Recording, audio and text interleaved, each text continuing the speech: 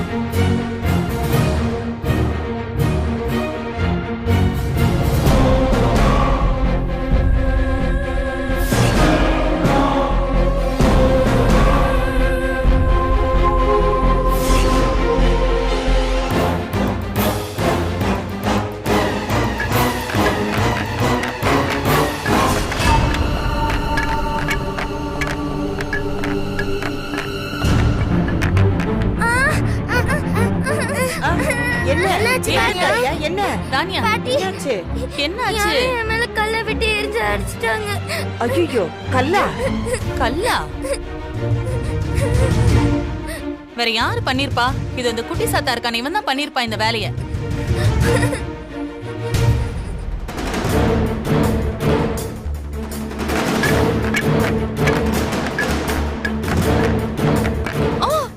ஐயோ நாகு, என்னாச்சு? ஐயோ ஐயோ கார்த்தி, கல்லு வந்துட்டானுங்க.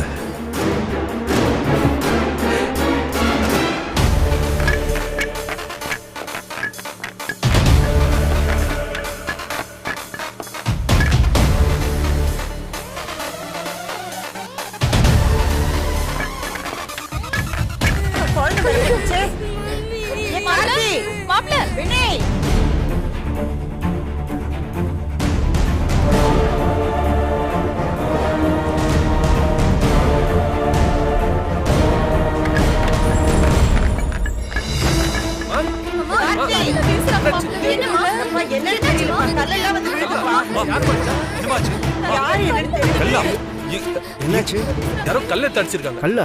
யாரு? இத பாருங்க. விக்ரம் ஒண்ணும் இல்ல.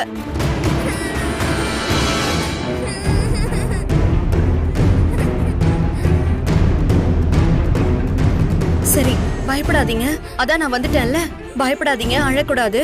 என் தங்கம் ஒண்ணுல ஒண்ணுல இங்கே நின்னு பேசிட்டு இருந்தா எப்படி? வா போய் பார்க்கலாம். அவன் கல்ல எடுத்து தெரிஞ்சானே. நீங்க வாங்க. பாத்துக்கோ வரேன். டேய் யாரா அவன்? டேய் டேய் யாரா அது? வீட்டுக்குள்ள கல் விட்டு எறியுது. டேய் யாரா அது? பாத்தியா மாப்ள எவ்வளவு கல் கிடக்கு? கல்ல போட்டு வச்சிருக்கானுங்க. தைரியம் தான் முன்னாடி வாங்கடா. வீட்ல இருக்க மேல கல்ல எடுத்து அடிக்கிறீங்க. டேய் டேய் தைரியம் தான் ஏமால தூக்கி அடிங்கடா. ஏய் தேடு தேடு.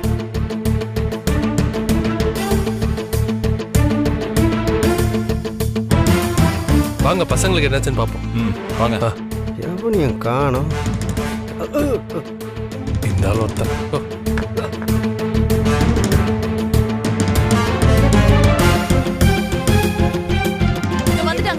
என்னாச்சு? யாருப்பா வெளியில? யாருமே இல்லம்மா. வெளியில யாருமே இல்லனா யார் இந்த கல்லெல்லாம் தூக்கி போட்டது? தெரியலம்மா, வெளியில போய் பார்த்தேன். யாருமே அங்க இல்லம்மா. மா யாரா இருந்தானம்மா? நான் பாத்துக்கிறேன், நீங்க போய் தூங்குங்க. மித்ரா வினய் நீங்க போய் தூங்குங்க. நான் நைட்டு ஃபுல்லா தூங்காம இங்க இருந்து பாத்துக்கிறேன்.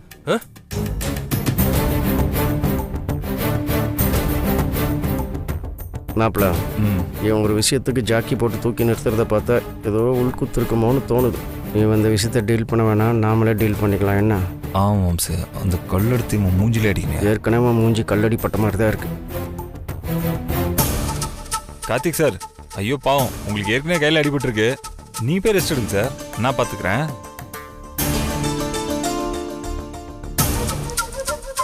வினய் இல்ல வினய், உங்களுக்கு எதுக்கு சிரமம்? நான் பாத்துக்கிறேன், நீங்க போய் பண்ணுங்க போங்க. இல்ல சார், சொன்னா கேளுங்க, அதெல்லாம் நான் பார்த்துக்கிறேன் சார். உங்களுக்கு எதுக்கு வீண் சிரமம்? மாம்சே நீ போய் ரெஸ்ட் அடியா. நீ மட்டும் இப்படி தனியா? நானும் கூட துணைக்கு இருக்கேன்டா. மாம்சே அதெல்லாம் ஒரு பிரச்சனை இல்லை, நான் பார்த்துக்கிறேன். நீ காலையில் வண்டி ஓட்டிருக்க, போய் படுத்துங்க. மித்ரா குழந்தைங்க பயந்து போயிருக்காங்க, நீ பார்த்துக்கோ என்ன? சரியா? மா நீங்க படுங்கம்மா, நான் பார்த்துக்கிறேன். சரி படுத்துக்கோ.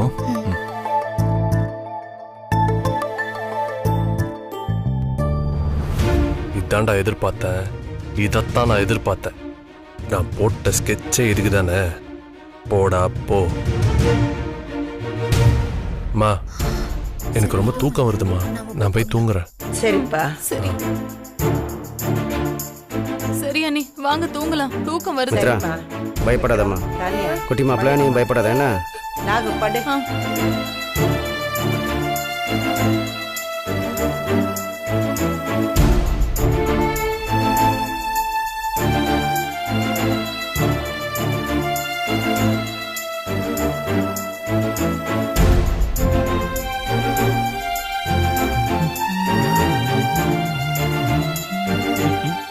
இந்தாங்க. அட என்ன மித்து, எதுக்கு பாடலாம்? பகல் முழுக்க காரை டிரைவ் பண்ணிட்டு இப்ப தூங்காம கண் முழிச்சு காவல் காத்துக்கிட்டு இருக்கீங்கல்ல, இந்தாங்க குடிங்க. குடிங்க. ஏய் சரி கொடு. சுடுது பாத்து. ஆ, ஆ, மித்து உனக்கு?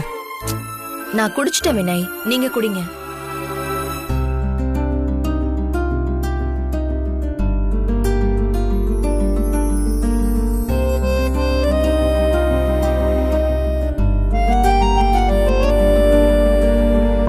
மித்ரா நீ போய் தூங்கு, நான் பாத்துக்கிறேன். என் தூக்கமே போச்சு வினய், என்னால இனிமே தூங்க முடியாது.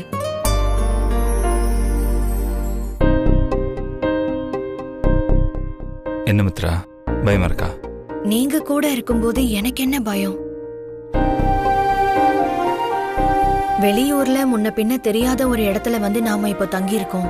இப்படி ஒரு சம்பவம் நடந்தா யாரா இருந்தாலும் பயம் வரதா செய்யும். மித்ரா நான் தான் கூடவே இருக்கனே, அப்புறம் எதுக்கு நீ பயப்படணும்? நீ பயப்படாம இரு, எது வந்தாலும் நான் பாத்துக்கிறேன்.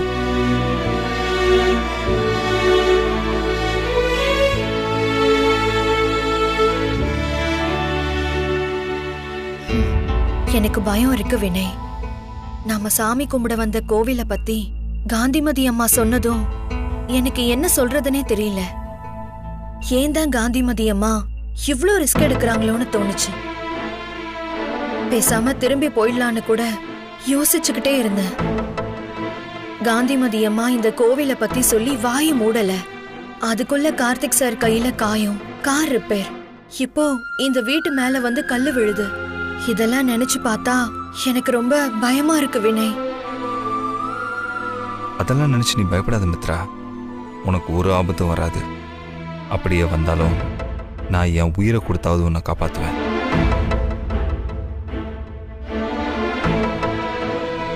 என்ன அப்படி பாக்குறீங்க? நீ பயந்துட்டு இருக்க மித்து. நான் இப்படி ஒரு சந்தர்ப்பம் அமைஞ்சதை நினைச்சு மனசுக்குள்ள சந்தோஷப்பட்டு இருக்கேன்.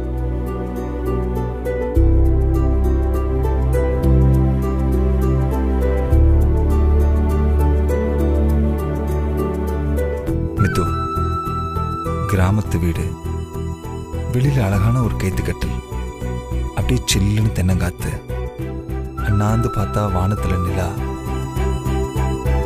அழகான நட்சத்திரங்கள், பக்கத்துல நீ. எனக்கு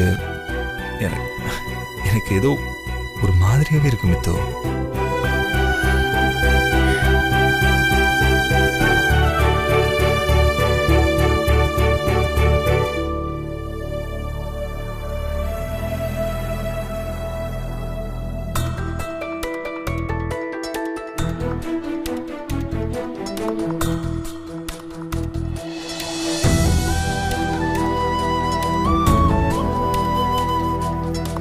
இருந்து ரிட்டர்ன் திரும்பி போகும்போது நம்ம ரெண்டு பேரும் பழசையெல்லாம் மறந்துட்டு கணவன் மனைவியா இல்ல நல்ல காதலர்களாக தான் திரும்பி போவோம்னு நான் நம்பிட்டு இருக்கேன்.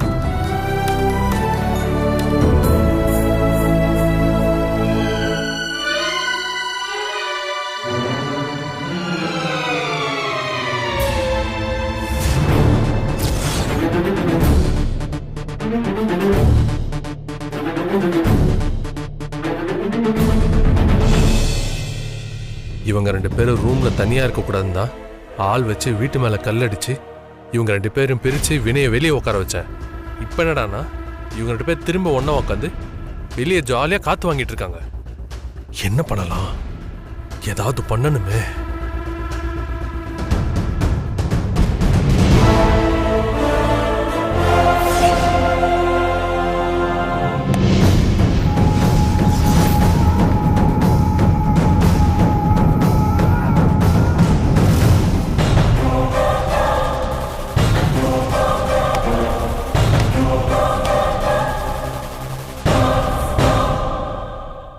நேத்து நடு ராத்திரியில அசந்து தூங்கிட்டு இருந்தோம். திடீர்னு ஆலங்கட்டி மழை பெஞ்சா மாதிரி சத்தம் கேட்டுச்சு. சரி என்னன்னு பார்த்தா யாரோ வீட்டுக்குள்ள கல்லெறிஞ்சுக்கிட்டு இருக்கிறாங்க. எங்களுக்கெல்லாம் என்ன பண்றதுன்னே தெரியல. வினய் கார்த்திகெல்லாம் வெளியே வந்து பார்த்தாங்க. அவங்க வந்து பார்த்த உடனே கல்லெறிஞ்சவங்க எல்லாம் தப்பிச்சு ஓடிட்டாங்க.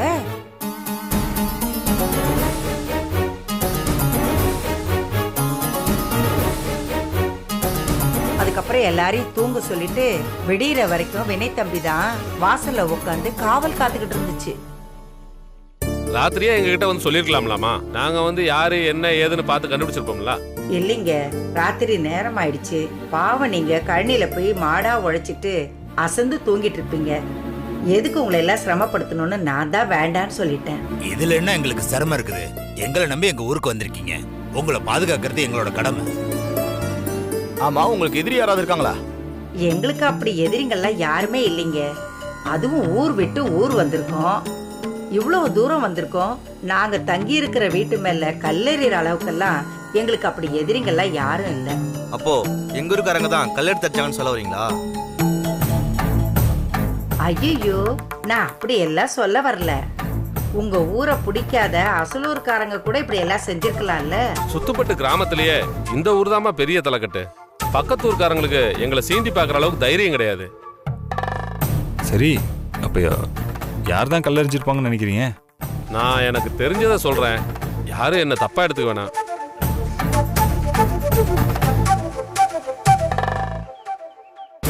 இந்த வீட்டு மேல கல்லெறிஞ்சது மனுஷங்க யாரும் இல்ல, முனிதான்.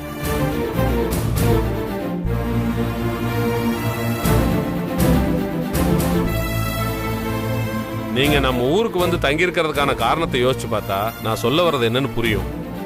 இந்த கோயிலுக்கு சாமி கும்பிட வர்றவங்களுக்கு வர்ற வழியில ஆபத்து வர்றதுன்னும் புது விஷயம் கிடையாது. காலங்காலமா நடந்துட்டு வர்றதுதான். அதே மாதிரி தடங்கள்ல ஒண்ணுதான் வீட்டு மேல கல்லு விழுந்தது. இதுல நம்ம யாரையும் குத்தம் சொல்ல வேணாம். நம்ம கும்பிடுற முனிதான் காரணம். நீங்க இந்த தடங்களை எல்லாம் தாண்டி போய்தான் சாமியை கும்பிடணும்.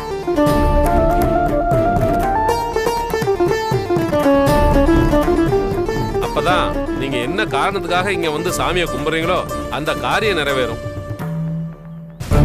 இன்னைக்கு ராத்திரி கூட வீட்டு மேல கல்லு விழுன்னு சொல்றீங்களா? எனக்கு எப்படிங்க தெரியும்? அது முனிக்கு தான் தெரியும்.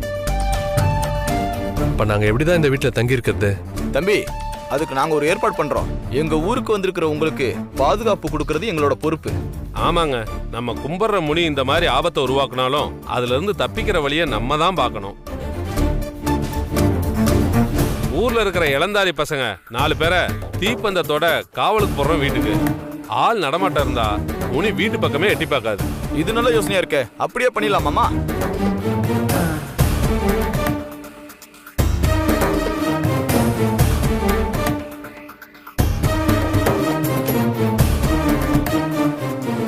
ரொம்ப சந்தோஷங்க. எங்களுக்காக இந்த ஊர்க்காரங்கள்லாம் இப்படி ஏற்பாடு பண்ணும்போது ரொம்ப சந்தோஷமா இருக்கு. ரொம்ப நன்றிங்க. இருக்கட்டும்.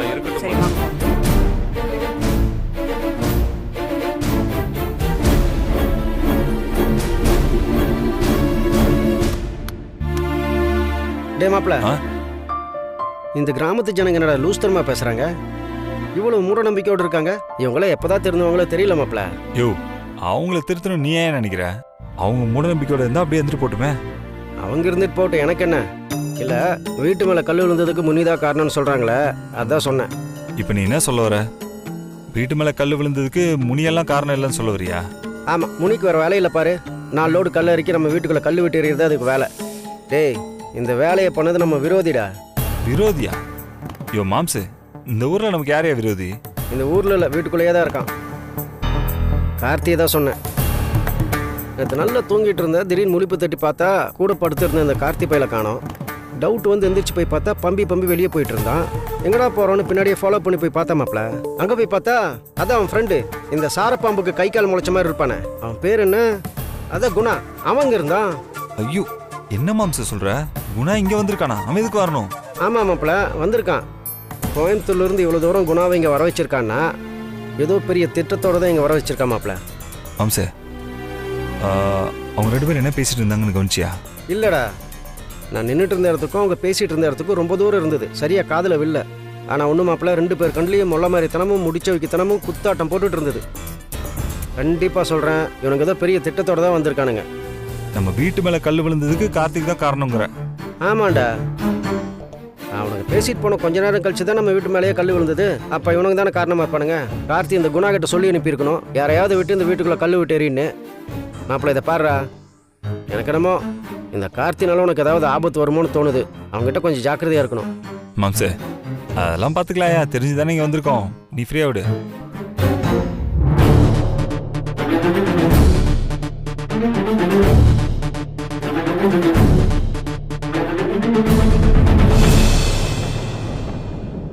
என்னம்மா மித்ரா இங்கே வந்திருக்க? என்ன விஷயம்? ஏதாவது வேணுமா? எனக்கு ஒன்றும் வேண்டாம். நீங்க 2 பேரும் என்ன தனியா மீட்டிங் போட்டு பேசிட்டு இருக்கீங்க? மீட்டிங்கில் ஒன்றும் இல்லைம்மா, சும்மா போர் அடிச்சதுன்னு வெட்டியாக பேசிகிட்டு இருக்கோம். என்ன பேசிகிட்டு இருந்தோன்னா, சும்மா அப்படியே இந்த மாதிரி ஒரு கிராமத்தில் பெருசாக 10 ஏக்கரா இருக்க இடம் வாங்கி போட்டு நடுவில் ஒரு வீடு கட்டி அதில் இருந்த ஜாலியாக இருக்குன்னு பேசிகிட்டு இருந்தோம். என்ன மாப்பிள்ள, அதானே பேசிகிட்டு இருந்தோம்? ஆமாம்மா. இவங்க 2 பேரும் நமக்கு தெரிஞ்சிடக்கூடாதுன்னு எதையும் மறைக்க பார்க்கறாங்க. நான் வரும்போது சீரியஸா பேசிக்கிட்டு இருந்தாங்க. என்னை பார்த்ததும் அப்பவே முகம் மாறிடுச்சு. டக்குன்னு பேச்ச மாத்திட்டாங்க. அப்படி என்ன பேசிட்டு இருந்திருப்பாங்க? என்னம்மா, என்ன விஷயம் சொல்லு. சீக்கிரம் கிளம்புங்கன்னு காந்திமதி அம்மா எல்லாரையும் கோவிலுக்கு போறதுக்காக சொல்லிட்டு இருக்காங்க. நீங்க என்னடானா மீட்டிங் போட்டு பேசிக்கிட்டு இருக்கீங்க. எனக்கு நிறைய வேலை இருக்கு மாமா, சீக்கிரமா வாங்க. சரிம்மா, நீ போ, நாங்க வரோம்.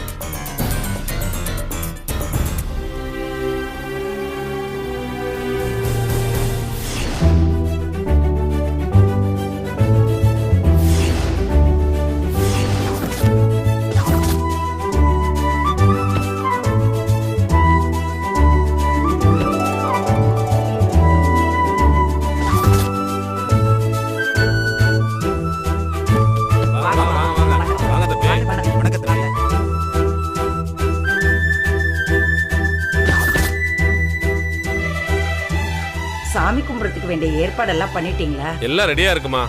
நீங்க எப்போ வருவீங்கன்னு எல்லாம் காத்துக்கிட்டு இருந்தோம். நீங்களும் சொல்லி வச்ச மாதிரி நீங்க சரியான நேரத்துக்கு தான் வந்திருக்கீங்க.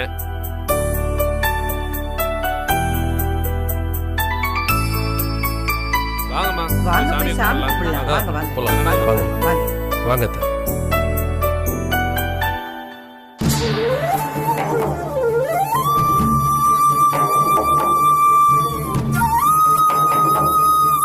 வணக்கம் சார். வணக்கம் சாமி. சௌக்கியமா இருக்கீங்களா? பூசாரி, இது என்ன கேள்வி? அவங்க சௌக்கியமா இருந்தா அவ்வளவு தூரம் பிரயாணம் பண்ணி நம்ம ஊர் கோயிலுக்கு எதுக்கு வர்றாங்க? என்னப்பா இப்படி பேசுற? அவங்க சாமிக்கு நன்றி சொல்ல வரலாம்ல. பிரச்சனை வந்தாதான் கோயிலுக்கு வரணும்னு எந்த கட்டாயமும் இல்ல. ஐயா, நீங்க கேட்டதுல தப்பே இல்லை. நாங்க வாழ்ற இந்த வாழ்க்கையில ஒரு சில சின்ன சின்ன மன கஷ்டங்கள் இருந்தாலும் இதோ இந்த சாமி புண்ணியத்துல சௌகரியமா நல்லா வாழ்ந்துகிட்டு இருக்கோம். சரியா சொன்னீங்கம்மா. நம்மள காக்கிற இந்த சாமி இருக்கும்போது நமக்கு என்ன கஷ்டம் வந்துட போகுது?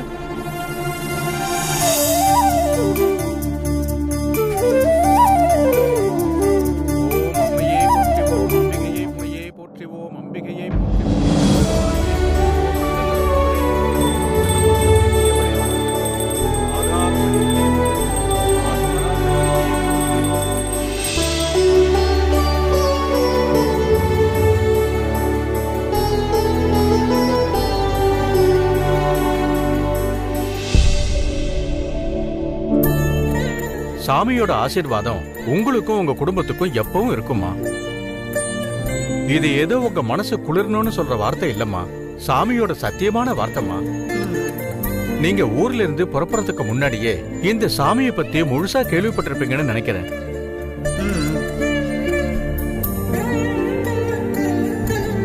உங்க காலடி இந்த கோயில் மண்ணில் பட்டு சாமி பார்வை உங்க மேல விழுந்து தரிசனம் பண்றது சாதாரண விஷயம் இல்லம்மா.